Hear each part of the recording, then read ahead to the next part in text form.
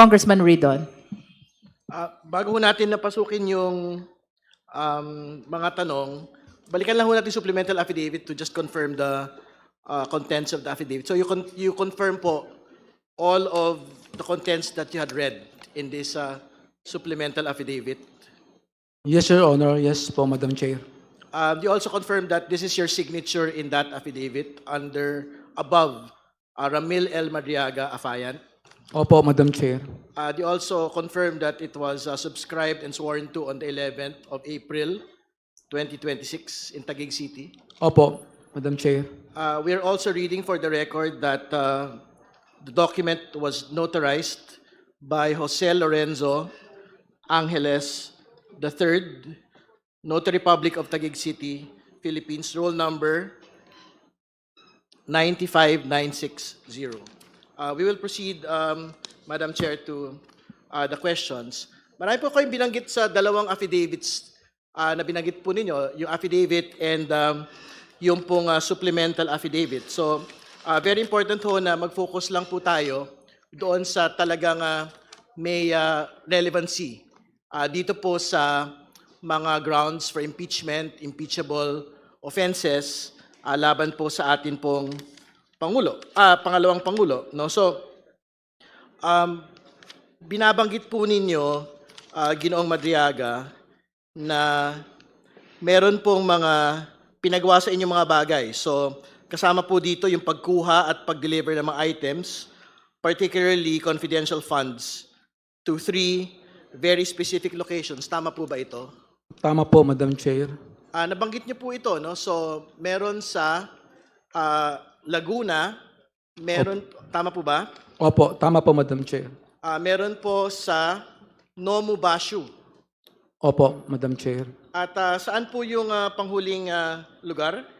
Sa Agham po, Office of the Ombudsman. Office of the Ombudsman. Siguro, we have to state for the record clearly, sino po yung nag-utos sa inyo na kunin ang pera na ito at i-deliver po ang mga pera na ito sa tatlong mga lokasyon po na ito? Vice President Sara Duterte. Maraming salamat po sa inyo pong sagot.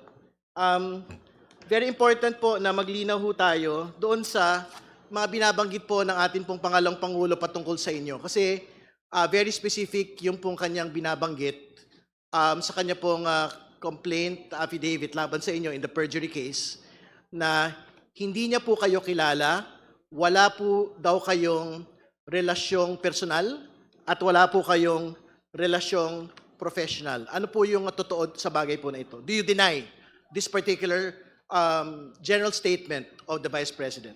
Hindi po totoo yun, Madam Chair. Ano po yung pinakabatayan po ninyo para masabi na hindi po totoo ang sinasabi ng pangalawang Pangulo? Una, na hindi niya kayo kilala. Pangalawa, na wala po kayong professional or personal relationship.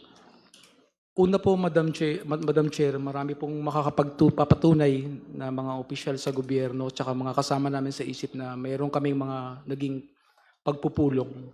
Bukod pa po dito, mga meeting po lalo na nung eleksyon, na halos kasama ko siya 24 hours, minsan overnight pa, sa isang resort.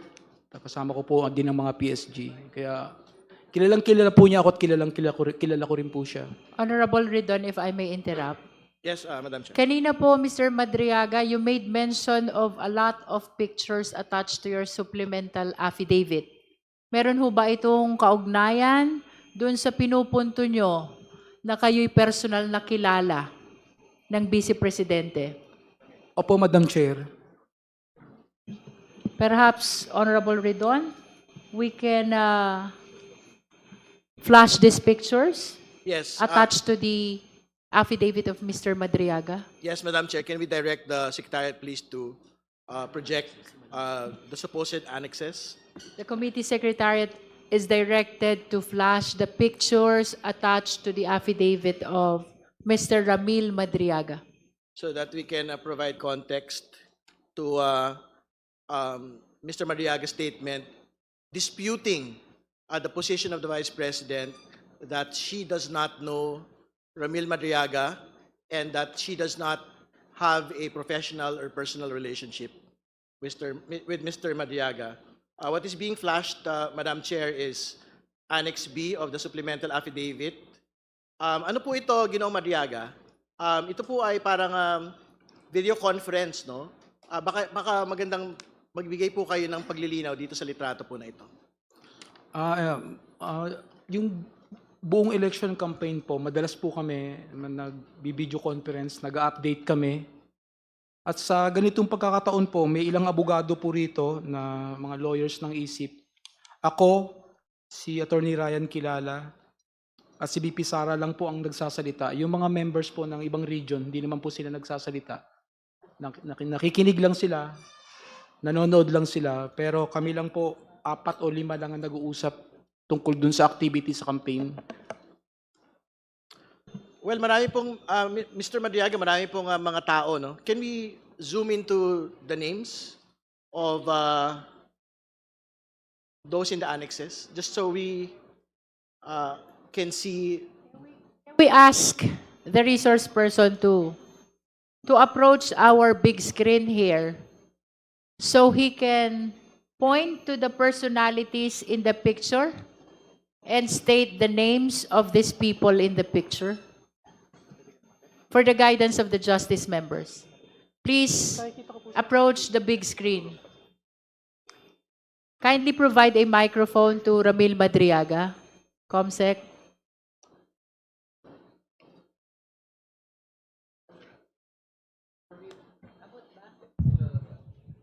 Hello.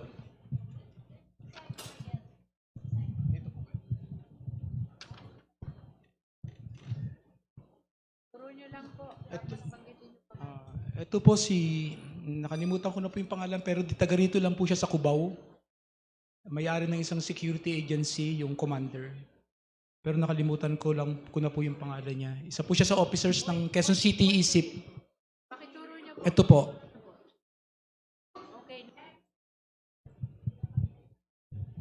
Ito po si BP Sara. Yung next po, ISIP Tondo.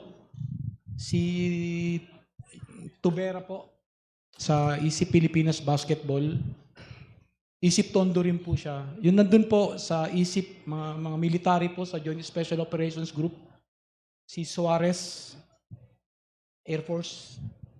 Tapos si BP Sara, then si Attorney Ryan Kilala ng Office of the Ombudsman. At yung kanya pong may bahay, si Rhea Kilala. Ito po. Yan. Please pull it a little down. Ito po si... A little down, a little down. Ito po si Essex Pulintan, presidente po ng ISIP Pilipinas. Buong national president po namin. Ito po si Essex Pulintan. Tapos si... Sino po yan? Essex Pulintan po. Lord Essex Pulintan, presidente po ng ISIP Pilipinas. Siya po yung presidente namin. At siya po si Attorney Ryan Kilala. Si Anjo Bito ng ISIP Kainta. Ito po, hindi ko po kilala kung...